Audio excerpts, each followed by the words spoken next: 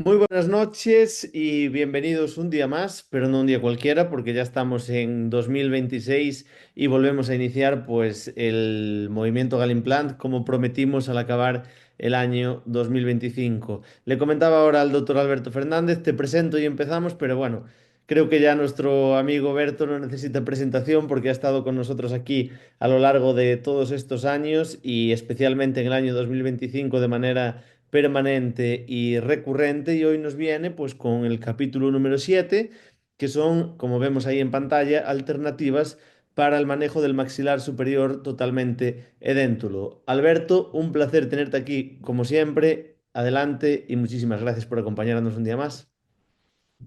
César, genial. Espero que se me oiga bien. ¿Se me oye bien? Perfectamente. Así da gusto. Pues nada, comenzamos. Nada, pues empezamos, como bien decía César, el 2026 y la verdad que tenía ganas de continuar con esta colección de webinarios de implantología avanzada.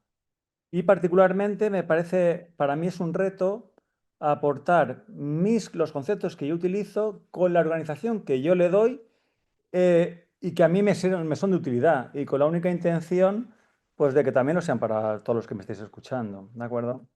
La idea que nos reúne hoy es ver cómo las alternativas que nos ofrece Galimplan a la hora de manejar un maxilar en el que la merma de los dientes ha supuesto una pérdida de los tejidos óseos y que, como todos sabéis, se va a acompañar de un colapso sistemático de los tejidos blandos. De forma tal que nos alejamos de la implantología convencional, que haría referencia a lo que vemos aquí en la pantalla, en la parte izquierda, donde si faltara alguno de estos dientes y tuviéramos un remanente dentario suficiente, pues tan solo nos tocaría pues, utilizar el implante que más nos convenga y restaurarlo. ¿De acuerdo? Sin embargo, el objetivo de mi charla hoy, de mi webinario, mejor dicho hoy, es enfocar qué hacer en la imagen de la derecha de la pantalla a la izquierda del sujeto que tenemos virtualizado. ¿De acuerdo? Entonces, en este sentido, pues deciros que un cirujano maxilofacial, Edmund Bedosian, hace una clasificación que me parece sumamente sencilla y a la vez interesante. Él, básicamente, divide el maxilar superior en las siguientes zonas. La zona 1, que es la que alberga de canino a canino y la considera una zona de bonanza, por eso la he dibujado en verde, y pues en ella tenemos normalmente una buena disponibilidad de hueso y resulta sencillo la colocación de los implantes y además de eso, típicamente lo hace asumiendo un riesgo quirúrgico pues mínimo, ¿de acuerdo? Sin embargo, la zona 2 comprende la zona típicamente de premolares donde ya tenemos una relación más o menos íntima con el seno maxilar y existen más posibilidades de complicaciones, aunque también sigue siendo una zona de enorme bonanza biológica. Y por último, la tercera zona, que corresponde con el área de molares, supone una zona no solo de mayor estrés biomecánico, sino también un compromiso de estructuras vitales que realmente pues tienen mayor compromiso. ¿De acuerdo? En este sentido, Edmund Bedosian dice que si de estas zonas por lo menos tenemos la posibilidad de disponer de suficiente remanente dentario, óseo, perdón, para colocar implantes en dos de estas zonas, es posible la rehabilitación de un maxilar superior totalmente edéntulo. ¿De acuerdo? De forma que si podemos utilizar bien la zona 1 y la tercera zona, o las zonas 2 y la 3, o la 2 y la 1, podríamos ser capaces de rehabilitar un maxilar superior totalmente edéntulo. Sin embargo, y con mi máximo respeto a Edmund, considero que eso no es del todo cierto. O no es del todo cierto salvo que estemos en clases 1 esqueléticas, una relación de Ángel de clase 1, donde la disposición del maxilar superior respecto a la mandíbula nos va a permitir un engranaje y una disposición y una distribución de las fuerzas que sea realmente satisfactoria. Sin embargo, cuando pasamos a tener una clase 2 esquelética, donde existe una retroposición mandibular, lo que va a acontecer va a ser, sin lugar a dudas, una sobrecarga de sectores posteriores. De forma tal que si siguiéramos con el mismo esquema dispuesto para la clase 1, iba a ser muy sencillo que tuviéramos fracturas o compromisos de las estructuras que de nuestra prótesis o también de los implantes. De forma tal que yo sistemáticamente en las clases 2 esqueléticas tiendo a sobreproteger la zona posterior del maxilar que corresponde con la tercera zona descrita por el profesor Predosian. ¿De acuerdo? Mientras que por el contrario, cuando existe una anteroposición mandibular, lo que va a acontecer va a ser una sobrecarga de la zona de la premaxila, de forma tal que en estos escenarios soy partidario de colocar las fijaciones implantarias lo más anteriores en el maxilar superior que sea posible, de forma tal que distribuyamos mejor las fuerzas y exista menor riesgo de compromiso biomecánico. Espero que esto se entienda. Entonces, en este sentido, una vez visto lo que propone Edmund Bredosian, vamos a ver lo que propone el Pallés de Ibiza, adoptado a gallego, que es básicamente ver cómo hago yo para manejar un maxilar severamente atrófico y totalmente dentro, ¿de acuerdo? Entonces, mi protocolo es sumamente sencillo. Yo empiezo de la parte anterior a la parte posterior y lo hago por los siguientes motivos. Y me ha parecido pertinente, interesante y útil hacerlo en cuanto a unos condicionantes anatómicos y también intraoperatorios, que es el hecho de qué campos vamos a anestesiar que nos van a permitir hacer que el manejo de ese maxilar superior atrófico se acompañe de una técnica anestésica que sea incremental y que afecte a las áreas que realmente necesitamos tener anestesiadas, de forma tal que no estemos sometiendo a pacientes que pueden ser enjutos, que pueden estar debilitados, a sobredosis o a dosis elevadas de forma innecesaria de anestésicos locales. ¿De acuerdo? De forma tal que, si me lo permitís, voy a asociar mi protocolo al régimen de anestesia que vamos a ir utilizando paulatinamente. De forma tal que empezaremos por la zona anterior, ¿de acuerdo? Y aquí, evidentemente, anestesiaremos el nervio alveolar antero-superior, ¿de acuerdo? Y con esto vamos a tener la posibilidad, típicamente con bloqueos a nivel del infraorbitario, vamos a tener la posibilidad de manejar toda la zona que comprende de segundo premolar a segundo premolar, ¿de acuerdo? Evidentemente va a hacer falta también anestesias a nivel de la zona palatina. En este sentido, cuando tenemos una disponibilidad reducida de hueso, típicamente la técnica que a mí me parece más próxima a lo convencional supone la colocación de implantes convencionales que atraviesan el suelo de la fosa nasal. Esta es una técnica sumamente sencilla que apenas difiere sutilmente de los implantes convencionales y típicamente vamos a colocar en fijaciones de unos 4 milímetros de diámetro en posición de 1, 1,5 o 2, es decir, incisivos centrales o laterales. ¿Por qué digo 1,5? Porque es bastante típico que en pacientes severamente atróficos el conducto nasopalatino sea tan ancho que nos imposibilite la colocación de implantes en posiciones de 1 y 1, de 11 y 21, ¿de acuerdo? O de 8 y 9, me parece que dicen los americanos. Entonces, me parece que es una técnica muy sencilla. Aquí lo he dibujado sin elevación del suelo de la fosa nasal. Pero me parece que cuando hicimos el webinario de elevación de seno, hablé pues de cómo hacíamos la elevación de fosas y si no, pues la técnica es exactamente análoga y de hecho es muchísimo más sencilla. Básicamente levantaríamos la mucosa nasal y haríamos un relleno del suelo de fosa nasal mediante la colocación de una membrana de colágeno y biomateriales. Ya sabéis que soy un apasionado del hueso autógeno y es muy fácil en una situación como esta cosechar hueso particulado de la vecindad. ¿De acuerdo? Entonces aquí he dibujado la forma más simple, que consiste en colocar implantes que atraviesan el suelo de la fosa nasal de forma que vamos a tener una enorme estabilidad. Es muy importante aclarar el concepto de que estos implantes, cuando sean de longitud mayor de 10 milímetros, de 10 o mayor, nos van a permitir, siempre que la estabilidad sea suficiente, hacer protocolo de carga inmediata. Sin embargo, si la longitud es de 8 milímetros o 6 milímetros, mi opinión es que no es aconsejable realizar protocolo de carga inmediata, aunque la estabilidad conseguida sea satisfactoria. ¿De acuerdo? En esta vista oclusal vamos a ver cómo quedan en esa posición que os decía, entre el 1 y el 2, a veces más de forma correcta hacia los unos, pero típicamente tienen tendencia a distalizarse ligeramente respecto al cíngulo de los dientes originales. ¿De acuerdo? Ahora vamos a ver una variante sumamente sencilla de la anterior que consigue sin elevación de fosas nasales la posibilidad de colocar ante una misma disponibilidad de hueso que el que hubiéramos tenido para colocar los implantes anclados en el suelo de la fosa, nos permite colocar implantes más largos y hacer protocolo de carga inmediata, esta vez separándolos en forma de V, buscando la espina nasal que realmente corresponde, o una zona más posterior que corresponde con el hueso Bomer. Aquí podríamos colocar una o dos fijaciones con una longitud satisfactoria en una disposición biomecánica muy correcta y con mínimo riesgo biológico. ¿De acuerdo? Aquí he dibujado dos implantes y lo que veis, si aquí señalo ese punto V, que es el Bomer, ¿no? O también representa la imagen que hacen los dos implantes al converger en la porción apical.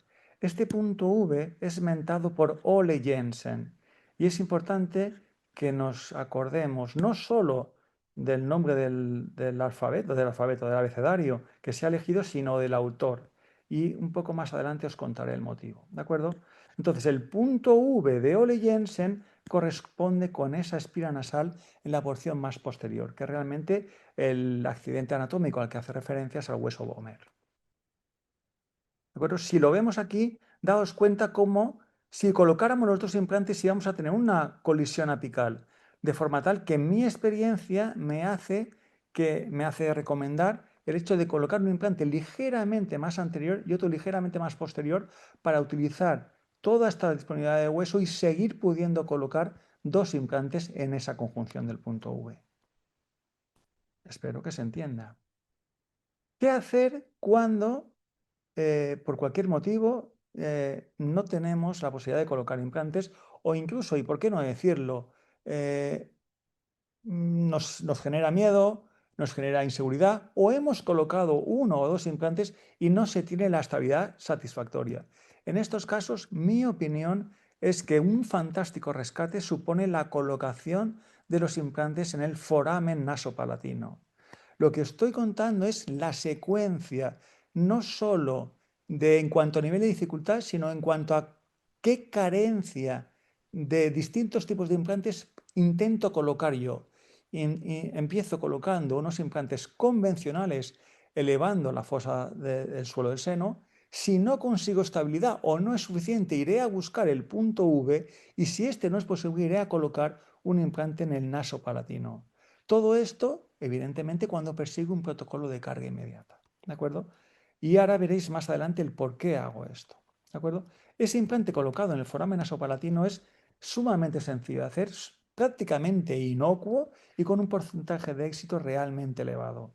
La literatura describe dos tipos de técnicas. Una, la que está representada, la que sencillamente se vacía el contenido de dicho paquete vasculonervioso, donde además aparece algo de tejido glandular, se vacía por entero y se coloca una fijación, típicamente de un diámetro entre 4,5 y 5 milímetros de diámetro, de una longitud habitual de unos 10 milímetros. ¿De acuerdo? Con ese implante, esa fijación robusta, realmente nos permite un anclaje que facilita la posibilidad de realizar protocolo de carga inmediata, de forma que es muy a tener en cuenta.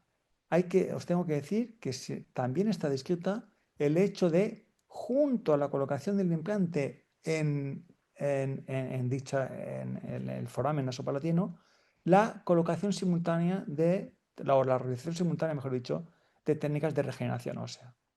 ¿De acuerdo?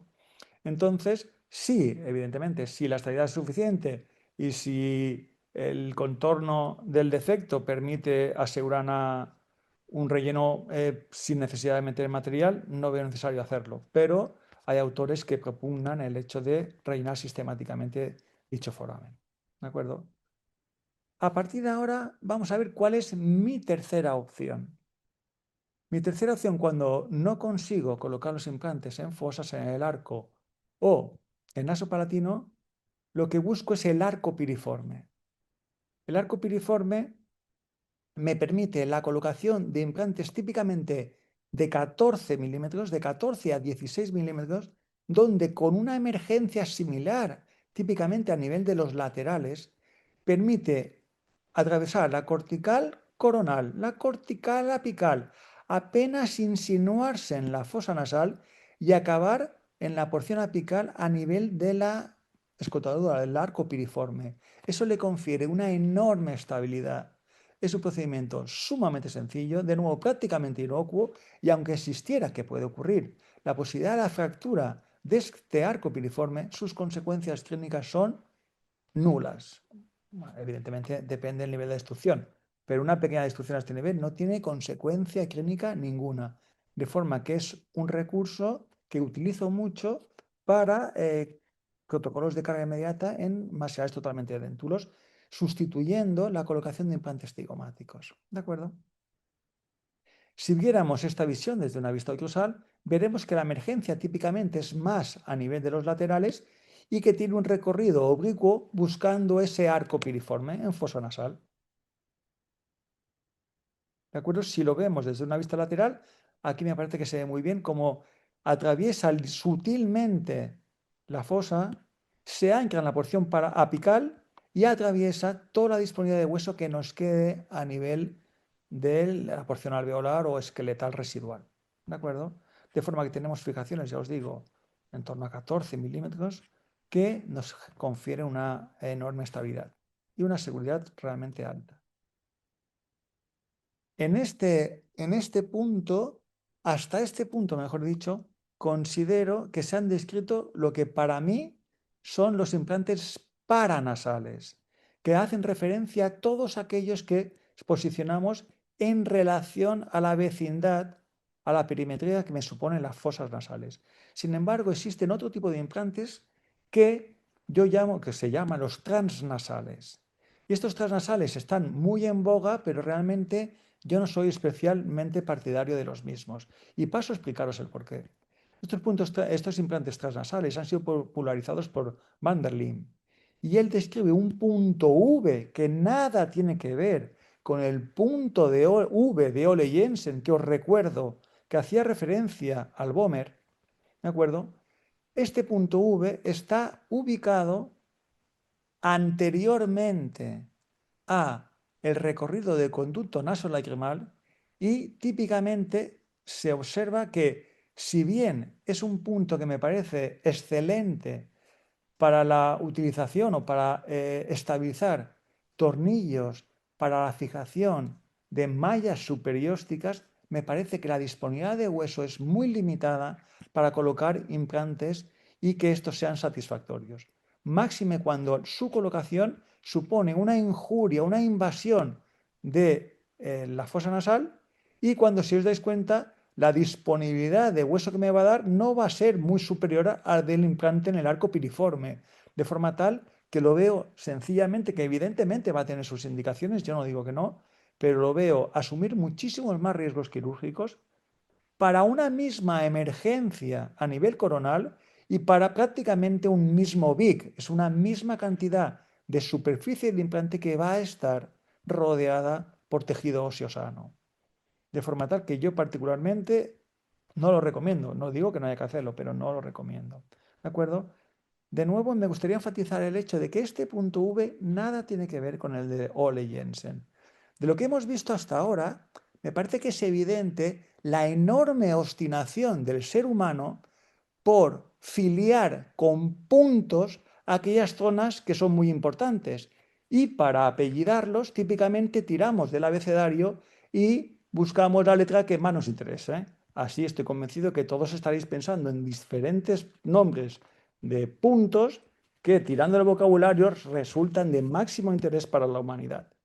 Pues hasta ahora hemos visto el V de Ole Jensen y el V de Van der Lim. ¿De acuerdo? Perfecto. Estoy seguro que todos estaréis pensando en el punto XY del centro del cuerpo mandibular o otros puntos que hacen referencia a la cefalometría. En fin, este punto V viene a estar localizado en esta porción apical sumamente alta. Fijaos que estamos prácticamente a nivel del reborde infraorbitario. ¿De acuerdo? Y apenas se ve aquí por transparencia que es el conducto nasolacrimal. He hecho más imágenes que nos van a permitir ver la relación que tiene este punto V de Van der Lim con el conducto nasolacrimal. No sé hasta qué punto estaréis familiarizados, pero la invasión del conducto nasolacrimal supone un compromiso y una afectación de la calidad de vida del paciente muy importante, viéndose obligado a retirar el implante y a realizar técnicas de dacrocistorrinostomía que son sofisticados, con abordajes extraorales y con un compromiso estético y también funcional importante. Por tanto, no veo especial sentido a la colocación de estos implantes como insistía y me decanto más por los implantes que aquí he dibujado en el arco piriforme. Daos cuenta que lo que he hecho en esta imagen es retirar todo el esqueleto óseo para daros cuenta, para que os deis cuenta, mejor dicho, de la enorme posibilidad que hay de colocar esos implantes paranasales y transnasales en la zona atrófica de la premaxila, en esa zona 1 que nos describía Edmund Predosian. Fijaos en estas imágenes que he buscado de TAC, como esto corresponde con el punto V, fijaos, este es el conducto nasolacrimal, evidentemente esto es un corte transversal, esto es un corte frontal, y vemos que si bien aquí tenemos una disponibilidad en anchura suficiente, la que tenemos aquí en anchura apenas son 3,4 milímetros y en profundidad sí que tenemos 7,4 milímetros, pero aquí no se puede colocar de forma satisfactoria una fijación convencional. ¿De acuerdo? Y fijaos, a poco que invadamos, que nos vayamos ligeramente hacia la parte más dorsal del paciente, vamos a poder invadir el conducto nasolacrimal. ¿De acuerdo? De forma que, insisto, esta es la tercera vez que lo digo, no recomiendo, y desde luego menos para neófitos y sin un estudio sumamente sofisticado, yo diría que con cirugía navegada o cirugía guiada, para ir a buscar con a máxima precisión dicho punto. ¿De acuerdo? En esta imagen vamos a ver todos los implantes que se pueden colocar en una vista dorsal en la zona 1 del Mundial. Fijaos la enorme cantidad de implantes que se pueden colocar. Evidentemente no hay que colocar estos implantes. Hay que elegir algún par de ellos o el único que actuaría de forma individual, que es el del nasopalatino. También se puede colocar un implante nasopalatino y pasar a colocar implantes en arco piriforme o transnasales para expandir más ese polígono de sustentación que nos va a dar seguro un soporte biomecánico mucho más favorable. Bueno, ahora vamos a ver, ya hemos visto la miriada de implantes que se pueden colocar, distintos tipos de implantes que se pueden colocar en la zona 1 de Montmirail-Sian. Vamos a ver qué haremos para la zona 2. Este será el momento de colocar la anestesia a nivel del nervio alveolar superior medio, que nos permitirá pues, abordar la zona de premolares junto a la raíz mesial típicamente del primer molar. ¿De acuerdo? Entonces, con lo que os decía, vamos a ir incrementalmente colocando anestesia donde sea menester. A partir de aquí, mi idea es que mostraros las posibilidades que nos ofrece, de nuevo, la limitación que supone la cavidad del seno, la fosa nasal. Tenemos un área de disponibilidad de hueso que corresponde con ese remanente que nos queda entre seno maxilar y fosa nasal. ¿De acuerdo? Aquí de nuevo nuestro amigo Ole Jensen describe otro punto, que es el punto M. Y el punto M hace referencia a esta porción, a esta disponibilidad de hueso que tenemos en el ángulo que se establece en el arco piriforme. De forma que aquí lo que he hecho es dibujar, hacer una representación tridimensional de este implante que recorre el receso anterior del seno. Aquí he hecho una pequeña elevación con biomaterial, aprovecha el remanente de hueso y se viene a estabilizar en la porción apical en ese arco piriforme. Esta es una opción de compromiso que nos va a permitir de forma sencilla y de nuevo, o relativamente sencilla, y con mínimo riesgo para el paciente, colocar implantes en una posición que va a rehabilitar hasta un segundo premolar típicamente. ¿De acuerdo? Fijaos el punto, tercer punto que vemos el punto M de Ole Jensen, que hace referencia a este ángulo entre el suelo nasal y arco piriforme. ¿De acuerdo? Aquí os he representado la posibilidad de elevar el seno sin colocar material de relleno para de esta forma distalizar más y que me permita colocar implantes aún sin disponibilidad de hueso en el seno, sin necesidad de hacer técnicas similares a las de elevación de seno. Esto incluso se puede forzar muchísimo más, llegando más a distal. ¿De acuerdo? Evidentemente, con mayor compromiso de hueso, con mayor compromiso a nivel biomecánico, quería decir, y en estos casos es particularmente recomendable el interponer hueso en esta porción haciendo una técnica análoga a la de elevación del suelo sinusal para, pues para en caso de fracaso o en caso de que tengamos que hacer algún rescate, pues contar con suficiente remanente de hueso. Fijaos, aquí he dibujado esta situación donde el seno queda elevado, se coloca el implante de forma pues, idéntica a la que hemos dicho anteriormente, pero simultáneamente se rellena el seno maxilar. ¿De acuerdo? Ahora, siguiendo con los medios, me ha parecido interesante cambiar un poco las tornas y ver qué alternativas que tenemos tanto para colocar implantes en el sector anterior como en el medio. Y en este sentido, me parece que son muy interesantes los implantes palatinizados, donde ante una disponibilidad de hueso reducida en anchura, nos va a permitir colocar implantes hacia palatino, haciendo que esta cortical residual me actúe como la porción vestibular, colocando los implantes, dejando espiras expuestas y simultáneamente hacer técnicas de regeneración de hueso.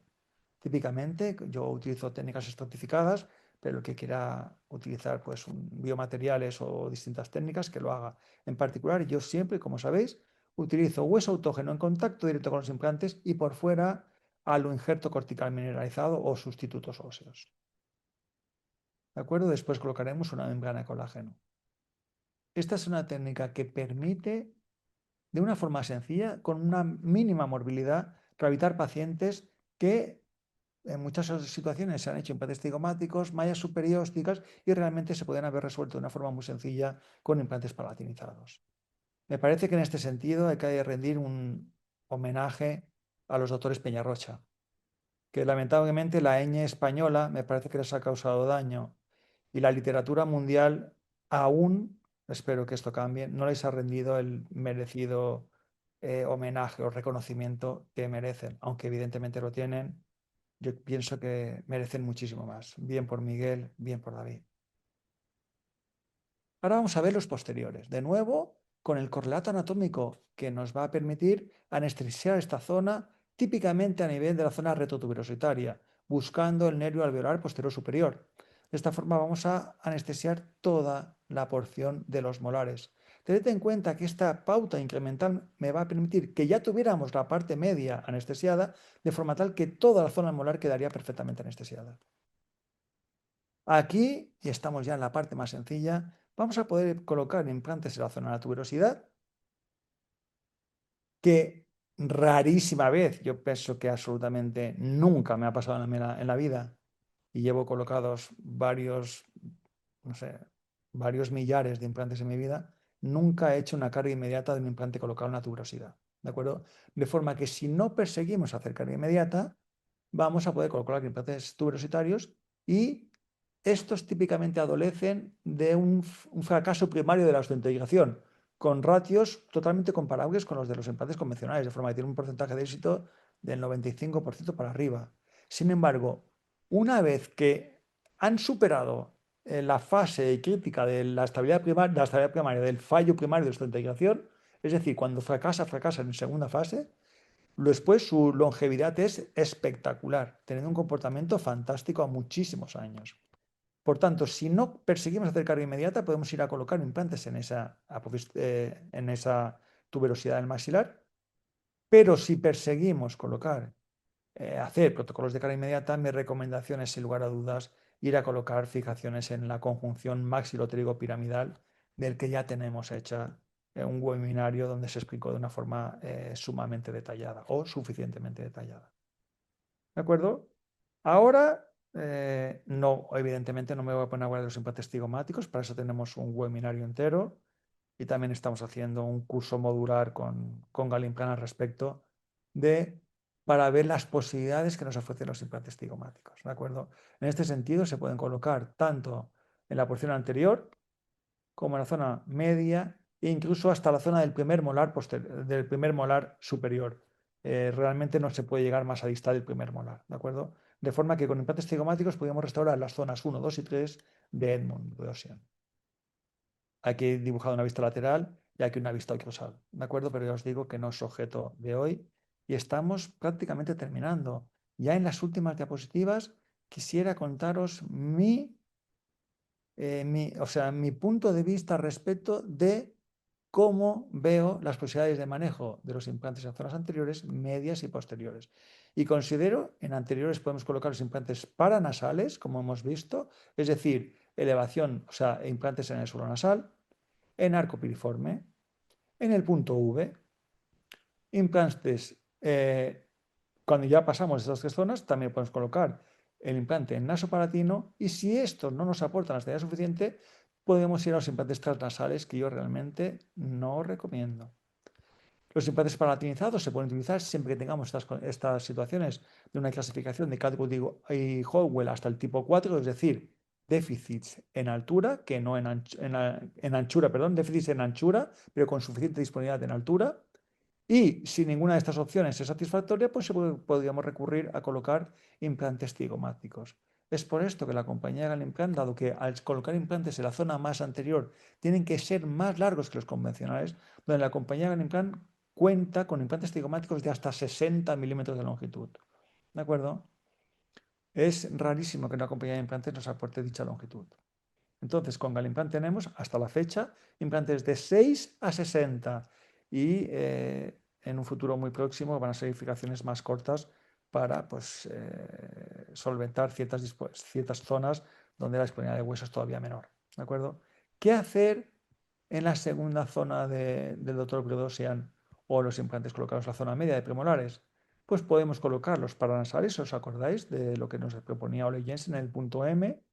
Podemos colocar los implantes transinusales, que es exactamente lo mismo que los paranasales, pero haciendo elevación del suelo nasal, del suelo nasal, perdón, elevación del seno maxilar, bien en el receso anterior, añadiendo o no biomateriales, los implantes palatinizados, y también es una zona candidata para colocar implantes cigomáticos. Sin embargo, en la zona posterior vamos a poder hacer elevaciones sinusales, cosa que ya hemos visto en 3 webinarios, donde me parece que hemos hecho una batida realmente extensa y pormenorizada de los distintos aspectos a considerar, implantes tuberositarios que no tienen especial peculiaridad, más que quizá algo más de dificultad técnica por la mínima densidad del hueso, y los implantes pterigoideos que también hemos tratado con solvencia. De forma que, y como ya para terminar, conclusiones, lo que propone el cirujano maxilofacial pues americano, desde mi punto de vista, queda ligeramente mermado, reducido, y el Payés Ibicenco propone pues, que ante situaciones de carestía de hueso manifiesta, propongo distribuir no solo las 3 zonas descritas por Edmund Mugdosian, sino 6 zonas, donde considero, me parece correcto, sus zonas 1, 2 y 3, anterior, media y posterior. También considero que la zona de tuberosidad debe ser considerada como una cuarta zona. La quinta zona sería la zona de todo el arco piriforme, y una sexta zona es el hueso del cigoma, de forma tal que lo siento, Edmund, yo soy poco amigo de los americanos así como tomados a adoración y considero, desde mi punto de vista, siempre es ir a Estados Unidos a demostrarles que viva España, viva marca España y que si tienen algún complejo que miren a Sudamérica, donde tienen muchísimas cosas que aprender. ¿De acuerdo? Entonces, muchísimas gracias. Quiero ver qué hora es. Me he ceñido bastante al tiempo.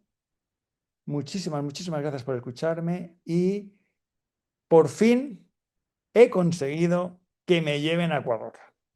Entonces, el 16 de octubre estaré en Ecuador durante 2 días y bueno, a todos los que seáis allí, pues espero poder veros y ahí sentiréis el calor del abrazo que ahora os doy.